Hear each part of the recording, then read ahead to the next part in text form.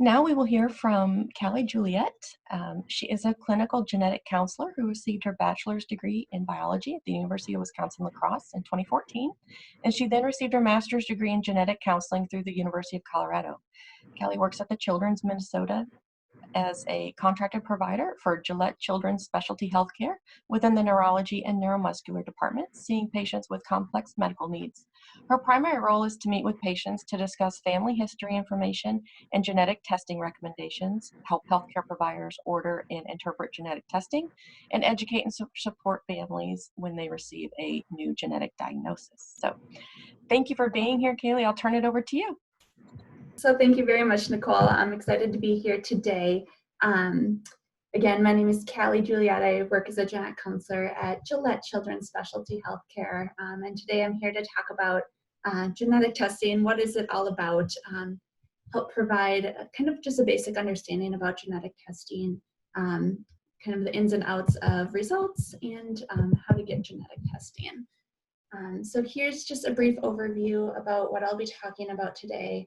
I'm going to start by reviewing just basic genetic concepts, talking about DNA, genes, and chromosomes, getting a basic understanding of those terms and what they mean, and then talk about how genes impact our health and how they play a role in genetic diagnoses, and then talk about the different uses of genetic testing. We'll go through the pros and cons of genetic testing, why it's used, why we do this, and then also gain an understanding of common genetic tests that may be ordered in the clinic. I don't know everybody's story in the audience, but I'm sure many people have either gone through the genetic testing process, or maybe it's something that has been brought up to you before and gone through the process of trying to decide whether or not that's right for you. So we'll kind of talk about what genetic tests are offered to families, but then also talk about how we make sense of genetic testing results, as that can sometimes be the most complex part of this process, is trying to figure out what these genetic testing results mean for a particular patient. So I'm going to start off with my role and kind of talk about what genetic counselors do. In my role as a genetic counselor, one of my main roles is to meet with families. This picture shows it pretty well. I'm not doing a physical exam on a child. I'm not doing any sort of the procedures that go along with genetic testing. Really, my role is to sit down and meet with either patients or their parents to help guide them through the genetic testing process and help them determine whether or not genetic testing is right for them. So it's a very personal decision, and all genetic testing is voluntary. So meeting with families to talk about the pros and cons of testing and how that may relate to either their own health concerns or for their child's health concerns is one of my main roles. When you meet with a genetic counselor, oftentimes genetic counselors are also taking a family history. So we're asking you several different questions about your family's health history. And the reason why we do that is that can sometimes help us determine which genetic testing might be right for your child or for yourself, but also helps us see if there's any patterns in the family that may guide what we're doing for genetic testing, or who we may offer genetic testing to in the future once we get either your or your child's results back. And as part of that, our role is to work with physicians and help figure out what is the most appropriate test for each individual patient. So we'll talk about this, but there are several different genetic tests that are available as options. And we want to make sure that we're choosing the right test for the right patient so that we're able to do the testing most efficiently and find the highest likelihood of finding answers for a family. Once we go through all of that process and actually do the genetic testing, genetic counselors are there on the back end of testing as well to help with interpretation of results. We're doing the data analyses, and after the lab gives us the results, trying to figure out what those results mean for a patient. We work very closely with physicians to help us figure out those answers. But then we are the ones that are also meeting with or calling the families to help them understand those genetic conditions and help them understand those results, and provide both emotional support as well as support in terms of resources and information, and helping them understand their results and reach out to others who may have a similar genetic diagnosis as well.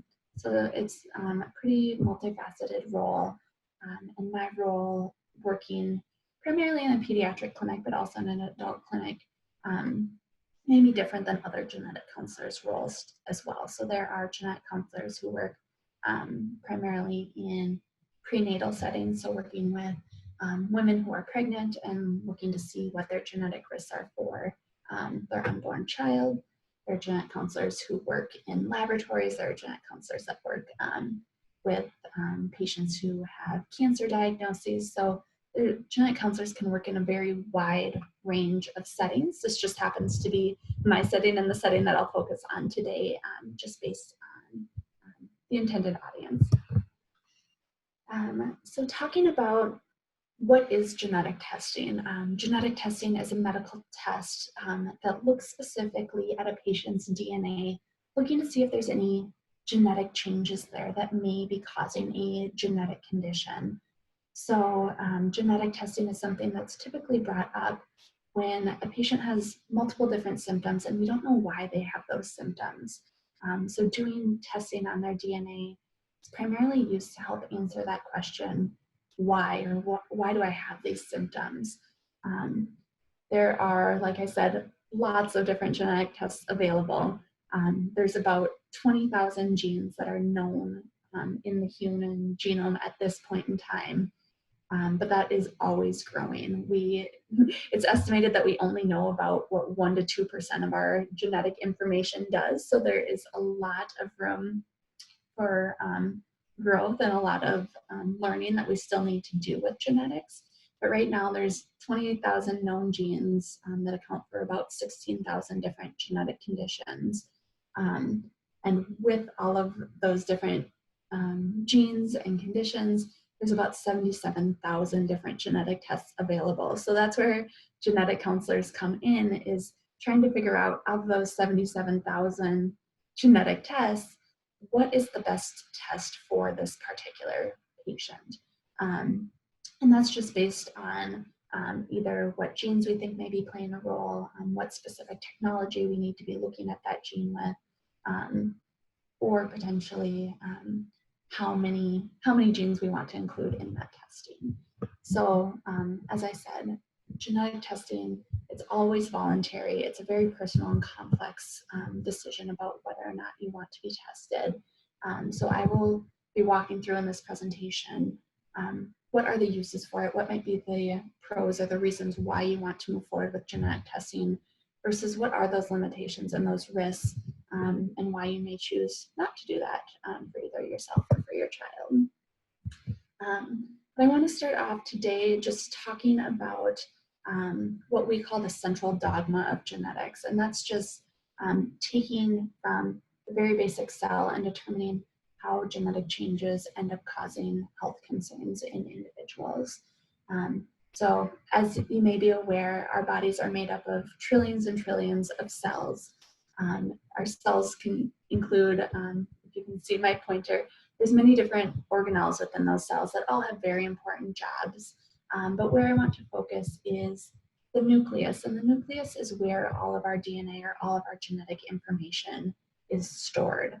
And when we're talking about where genetic information is stored, on the most basic level, we're looking at chromosomes. And these are these stick-like structures. They depict this. This is what our DNA would look like at certain cycles of this cell phase. When DNA is most condensed, particularly when we're passing that information on to our children, we have 46 chromosomes, half of which come from our mother, half of which come from our father. And our chromosomes are essentially just very tightly wound DNA.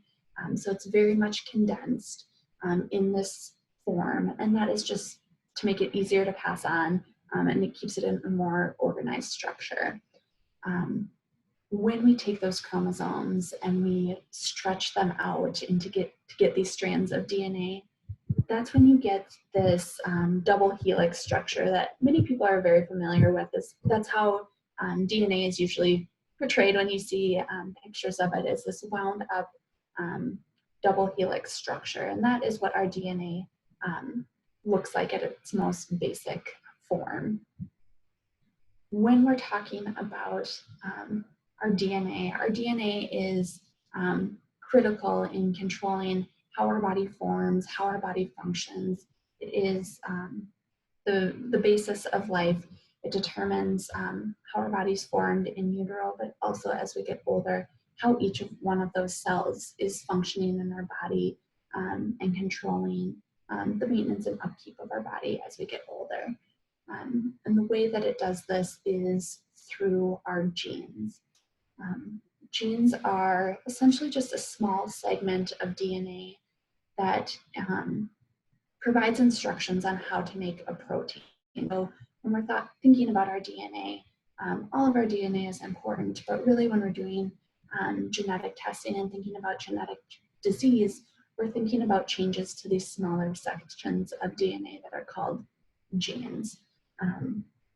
And if you can see, hopefully on your screen, this is big enough, but our DNA is made up of 4 different letters, and that's our genetic code. It's the letters A, T, G, and C.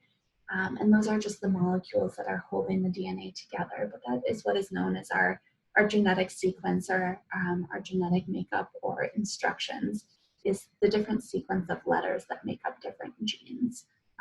Every single gene has a different sequence that's involved, and that's what makes each gene different and have its own specific job within the body. And those instructions or those sequences make proteins, and those are the actual compounds that do the jobs in our body. So when we're thinking about neuromuscular conditions, a lot of the proteins that we're talking about are very critical in how the muscle cell is functioning, whether that be the actual muscle cell itself and holding that muscle cell together, or controlling how that muscle cell contracts or relaxes in order to provide strength. Or sometimes that is a protein that's important in functioning in the nerves and controlling how the nerves tell the muscles what to do. So they're in neuromuscular conditions, a lot of the times we're talking about those proteins that are really critical for holding the muscle cells together and how they function. So that's kind of how genes influence how our bodies form and function. And as you can imagine, what we're talking about with genetic testing is looking at those genes and seeing if there's any changes there that might make those proteins not work correctly. And the way that we do that, there is testing that can look at those proteins, but we really like to get down to the very beginning and very start of this process and look at the gene to figure out where those genetic changes are that are causing the symptoms in an individual patient. So this next picture depicts an analogy about genetics that I commonly like to use with patients to give an understanding about what we're talking about when we're talking about genetic changes. So if you can think about all of your genetic information, which is your genome. The word genome just describes all of the genetic information that you have in your body. Think of your genome as a book or like a dictionary that includes all of your genetic information, all of the words, all of the sentences that your body needs to form and function. If you think of that books are broken down into different chapters. So in the human genome, we have 46 of those chapters, or 46 chromosomes. And within each of those chapters, there are sentences that make up that chapter. And each of those sentences you can think of as a gene. Every sentence has a point or a statement that it wants to get across. The genes are the same way. They each have a specific instruction or specific purpose in the gene or in the body that they are trying to get across. So when we're doing genetic testing, we're looking at each one of those sentences to see if there's any spelling changes. So we're essentially running a spell check on a patient's DNA to see where that genetic change may be and what the effect on that sentence may be. So there are very many different types of genetic mutations that we can find when we're doing genetic testing. These are just a couple examples. So one may just be a change in a single letter, changing the word red, R-E-D, to R-D-D. It may create a completely different understanding of the sentence, or may make that sentence not make any sense anymore. The same way can be if a particular word is deleted out of that sentence, or any genetic information is deleted, taking the car was red to the was red, that sentence doesn't really make any sense anymore. And that is how genetic changes can have a big effect on the body. So when is genetic testing used? There are four main situations in which genetic testing is used. There are many more. Today, I'm primarily going to be focusing on diagnostic testing. And diagnostic testing is testing that is done when a patient already has symptoms or already has a complex medical concern that we don't know the cause of. So many patients, when they get to me, they may have already had several different tests done, whether it had been blood work, maybe a brain MRI. They've probably seen many different specialists prior to getting to me. And at that point, they still haven't found a reason for why they have these concerns. So we're doing genetic testing to try to find a diagnosis or try to find an answer for that patient. So that's primarily my field of work and where I'm going to focus today, because I think it's probably the most applicable to patients. But there are different genetic tests as well that are used more commonly in other fields of genetic counseling. So predictive testing is testing that is done when a patient does not have any symptoms of a condition, but maybe they have a family history of a genetic condition that they want to determine their risks for. So usually when we're talking about predictive testing, we're thinking about more of adult onset conditions. In the neuromuscular world, that may be something like a limb-girdle muscular dystrophy, but sometimes has later onsets. So potentially testing a child who's currently asymptomatic and determining the risk for developing that in the future. And a lot of the times, if there's nothing that we would do to change the medical management of a child by doing the predictive testing, typically we recommend not doing that. Main reason being is that we don't want to take that choice away from a patient of whether or not they want to do the testing, since it is a very personal decision, and maybe that child, as they get older, didn't want to know that information. So predictive testing isn't something that we do very often in the neuromuscular world.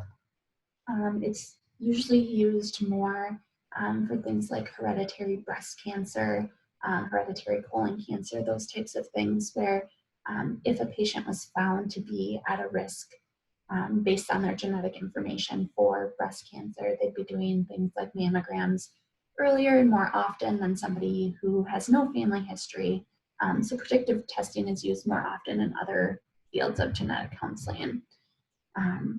Carrier testing is another form of genetic testing that is primarily used when a person is either planning to start a family or wants to have a child and wants to determine their genetic risks for the future child.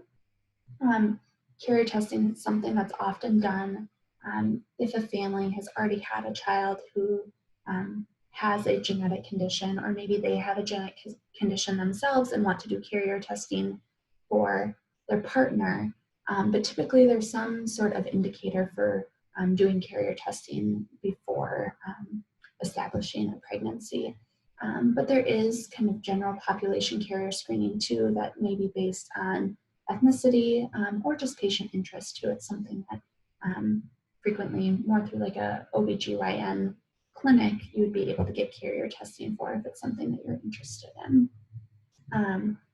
Lastly, prenatal testing is another very common way to do genetic testing, and that would be doing genetic testing on an ongoing pregnancy, testing the fetus or the baby to determine whether or not the baby has a genetic condition. And again, oftentimes this is being used if there's a family history of a genetic condition, if the family knows what they want to be testing their child for, or it can be used in a circumstance where maybe a woman goes in for her prenatal ultrasound and there is an abnormality on the ultrasound. Then sometimes genetic testing can be indicated to try to figure out what that abnormality is for the baby, or why, if there's a genetic cause for that. So like I said, there are many other types of genetic testing as well. There's testing if a family is doing IVF to have a pregnancy. You can test the embryos actually even before you become pregnant is one option. There's also more of what's called direct to consumer, or kind of more recreational genetic testing for things like ancestry. So there are other types of genetic testing, but these are the four biggest ones when we're talking about healthcare, and ones that would come up more often in a neuromuscular setting. So why do genetic testing? What are the pros to doing genetic testing, or why is it something that is recommended for families in certain situations? The one that I hear most frequently from families is wanting to provide an answer for their child's medical concerns or for their own health concerns. If you are an adult that's going through this genetic testing process, really understanding why a child has their complex medical needs can really be helpful for families to put a name to their child's condition, help understand what caused the disease, but also determine a subset for the genetic condition as well. So a lot of families will come to me, maybe their child has a diagnosis of myopathy, which is a very general term that's used for muscle weakness, but having a genetic subset of that genetic condition can just give much more information about the child's condition and what that might entail for them as they get older. So having a genetic testing result can also be really helpful for the child's healthcare providers in helping customize that patient's care. So personalized medicine is a term that's used a lot in genetics in the case where genetic testing finds a genetic answer for someone, and we are able to provide a very customized or personalized plan for that patient's care based on their genetic testing results. And that is based on being able to determine whether or not there's other concerns to watch out for as a patient gets older. Can also help determine prognosis, or what that condition will look like long term or over the lifespan of a patient. Can also help determine gene therapy eligibility or clinical trial eligibility based on that very specific genetic mutation or spelling error that child has. But it can also help avoid any unnecessary testing or evaluations.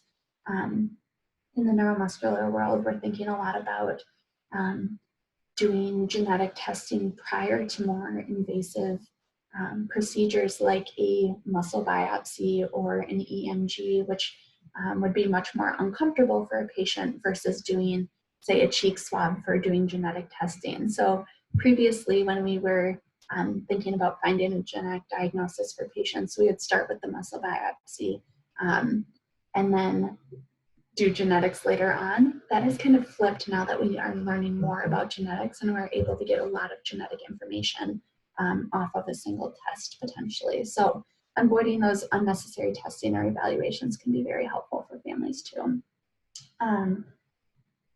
Finding a genetic diagnosis can also be very helpful in determining inheritance patterns of a condition, which can allow for family planning, making decisions based on determining what are the risks that another child may have this condition if I go on to have another child, but also calculating risks for other family members, whether that be siblings of a patient or parents, aunts, uncles, cousins of a patient.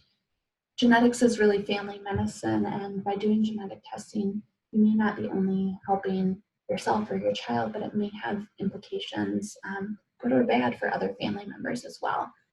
So it really isn't just about the patient when we're talking about doing genetic testing. And lastly, another reason to do genetic testing is allowing patients and families to connect with other individuals with their same diagnosis.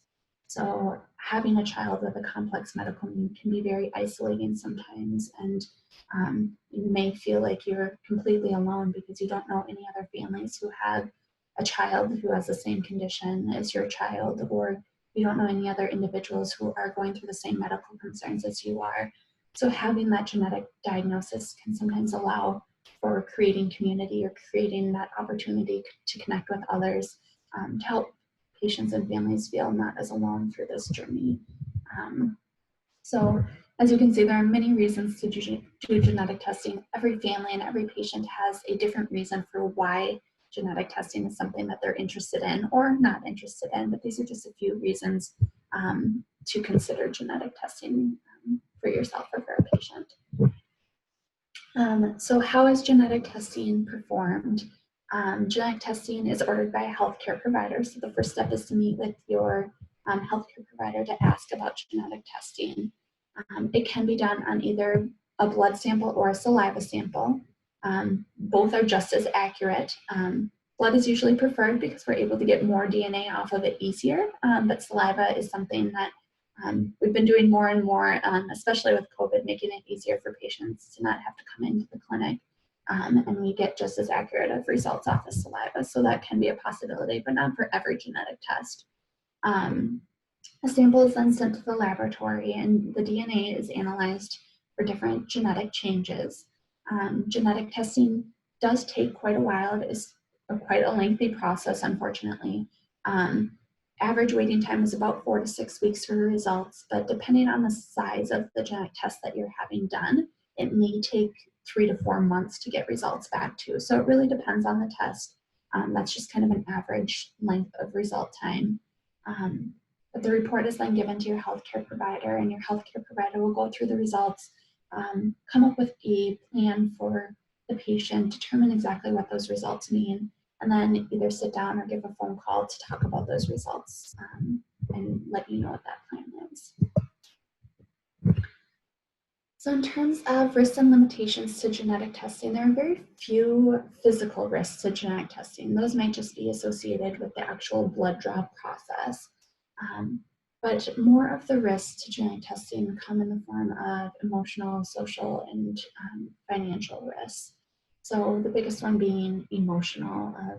Once you get those results back, it is a very, it can feel like a very final thing for patients.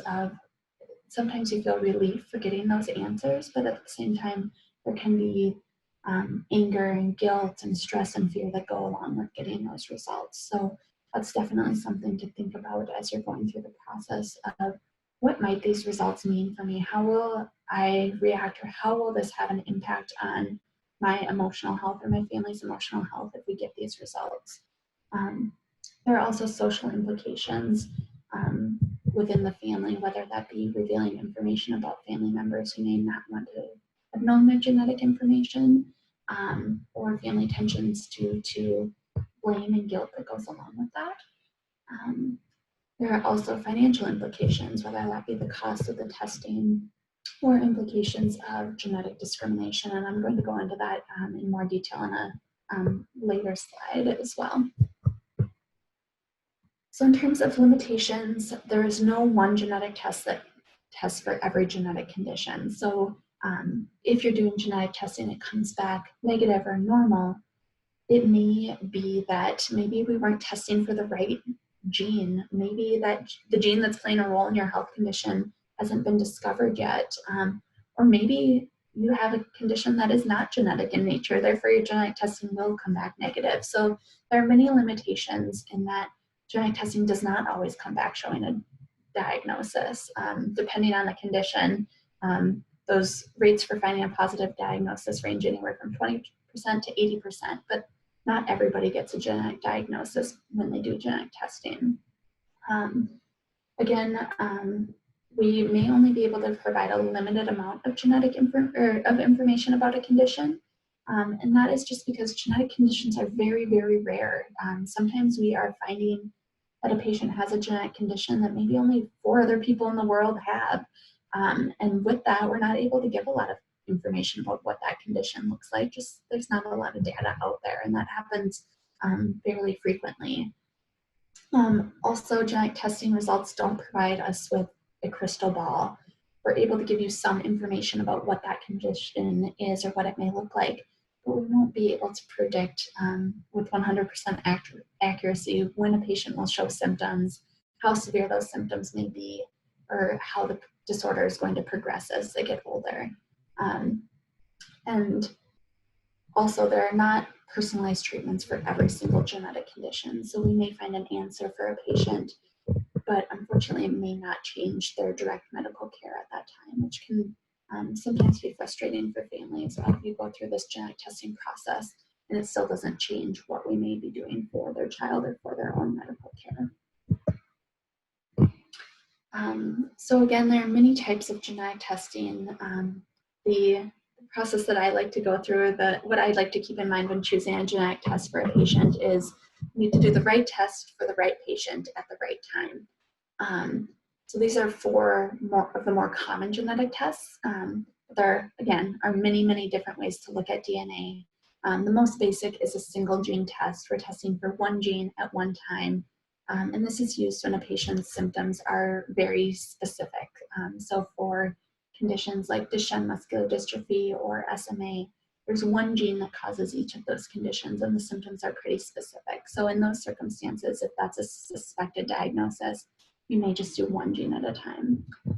For other conditions, we may do a panel test, which tests multiple genes all at once, up to hundreds or thousands of genes. And that's when a patient's symptoms may not be as specific or as clear. So we test many genes at once to help us find an answer. And then there's a microarray or karyotype that looks at chromosomes for extra or missing pieces, and whole exome sequencing that tests all 20,000 genes of the body at once. But again, although it's the biggest test out there, it still doesn't test for everything, but that's used when maybe multiple different genetic tests have been completely normal. I'm trying to go through, I know I'm running out of time here. The chromosome microarray or karyotype, this is those chromosomes again. It creates this picture of the chromosomes to see if there's any missing or extra pieces of genetic information. So this is what it looks like when the laboratory is interpreting those results. But gene sequencing, as you can see in this picture, this is for the single gene testing panels and exome testing. They look at that actual sequence and figure out where those genetic changes are. So as you can see up top here, the original letter T is what is most common or what most people in the normal population had. But in this particular patient, that letter T got switched to a letter C, and that is all that is needed in order to cause a genetic condition. Sometimes it's just one letter change out of the billions of genetic changes that are present in the population. So results that can come back when you do genetic testing, a positive result is the most straightforward. It means that we found a name for your genetic condition and are able to give information based on that result. A negative result means that no genetic changes were found, and that's when we talk about potentially doing more genetic testing for a patient or determining if there may be something else that's playing a role. Again, it doesn't mean that it's not genetic, it just means that maybe we weren't testing for the right thing or we're not able to test for the correct gene with our current technology. And the last is uncertain. Sometimes a genetic change is found, but it's unknown if it is going to cause a patient's symptoms. And that just means that more evidence may be needed. We may be having to test parents to help with that interpretation. But when we get these uncertain results, it's not going to change the patient's treatment necessarily. And then this is just a picture showing the different types of results that we get back. Benign means harmless. We wouldn't change any medical management based on that. In the middle is uncertain. Again, we don't know what the results mean. We may need more information to interpret those. And pathogenic is a positive result. And there are variants that lie somewhere in between as well. And that's where our role comes into play with interpreting results. So when we get these uncertain results, I want to talk about this just very briefly because it is fairly common. It means that we don't have a definitive answer. It's a maybe or an unknown. what do we look at when we find these types of results? There's a lot of digging that's involved to help us determine what this might mean for a patient.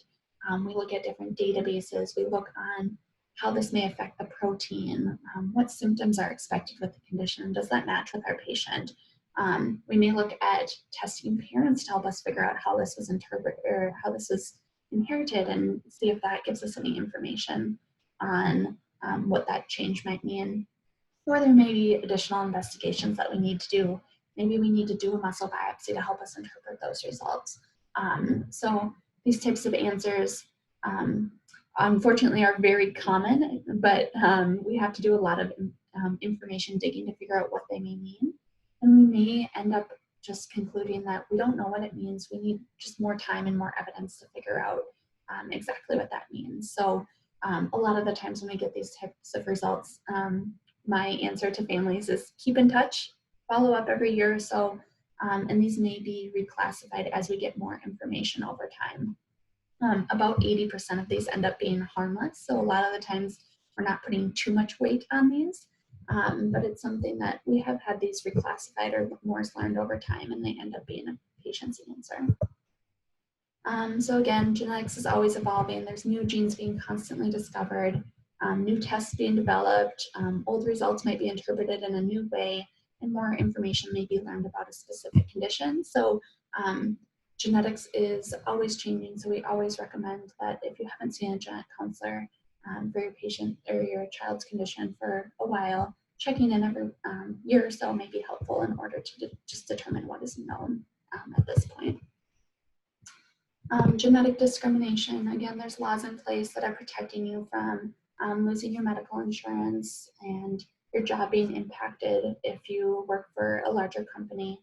However, genetic discrimination is something that we talk about primarily in asymptomatic testing, so testing of parents and other family members who do not have symptoms of the condition at this point, as there may be risks for things like life insurance, your job if you work for a very small company, or your military benefits if you're a part of the military. So always something to ask a genetic counselor about before you go into doing genetic testing. And lastly, how do you get genetic testing? Number one, just ask your provider about it next time you are in clinic if it's something that you're interested in. Either maybe it's been brought up in the past, or it's something that maybe has not been brought up and you're curious as to why. Ask your provider. They'll be able to let you know if genetic testing is something that's available in your clinic. Oftentimes it requires a prior authorization with insurance, so it's something that your healthcare provider will be able to do or take care of for you. But also the National Society of Genetic Counselors has information to learn more at aboutgeneticcounselors.org. They also have a Find a Genetic Counselor tool where you can type in where you live locally, what type of genetic counselor you're looking for, and they can help you locate somebody that you could see locally for yourself. And that is the end. Any questions at all? Thank you, Kelly. I was just curious, does insurance cover genetic testing? I know you have to get it pre-authorized, but is that something that is covered, and does it determine what gene test you get to be Yes, covered? it can. So every insurance company is different on what genetic testing they will and will not cover. For some insurance companies, they are very comfortable with genetic testing and will cover almost any genetic test. Other insurance companies are a little bit more specific and want lean more towards doing that single gene testing of maybe testing one gene at a time to try to save cost. So every insurance company is different. I would say even in the past 5 or 6 years that I've been working with insurance companies with genetic testing, it has improved a lot. So my recommendation for families would be that if genetic testing was denied by your insurance company previously, retrying every year is something that I would recommend, just because they do change their policies quite frequently. But for the most part, we do have pretty good luck with insurance covering genetic testing. Okay. And do you foresee genetic testing being used to diagnose and in turn properly treat autoimmune conditions? It seems that there's a vast array of antibody profiles rather than numerous blood antibody profiles. Yes, I think that there's a lot of research being done in that field at the moment, and I think that is something that will be seen in the upcoming years. At this point in time, it's not great testing, and there's not a lot available in terms of autoimmune, but I do think that's something that would be um, up and coming in the next years as we learn more about genetics, definitely. Okay. Um, and off the top of your head, I don't know, finding, reputable genetic testing sites, would you ask your healthcare provider where you would go to get that done at? Yeah, so most of the genetic testing that you may find online will likely require a healthcare provider to order it, um, especially the more reputable labs. Some Mm-hmm. labs out there do have opportunities that if you're interested in doing genetic testing and maybe you don't have a healthcare provider or one that's comfortable ordering genetic testing, sometimes they will have programs where you can do a virtual care visit with a provider over the internet, and they'll order your genetic testing for you. That is one option. But I would say going through your healthcare provider is going to get you the most clinically relevant or reputable genetic testing versus ordering things online. There's a lot of genetic tests that you can order online that may not be as reputable, or we may not be able to trust those results as much as we would with something that would be ordered through a clinic. Okay, that's great information. Thank you very much, Callie. We appreciate your presentation. Have a great rest of your weekend. Yes, thank you very much. Mhm.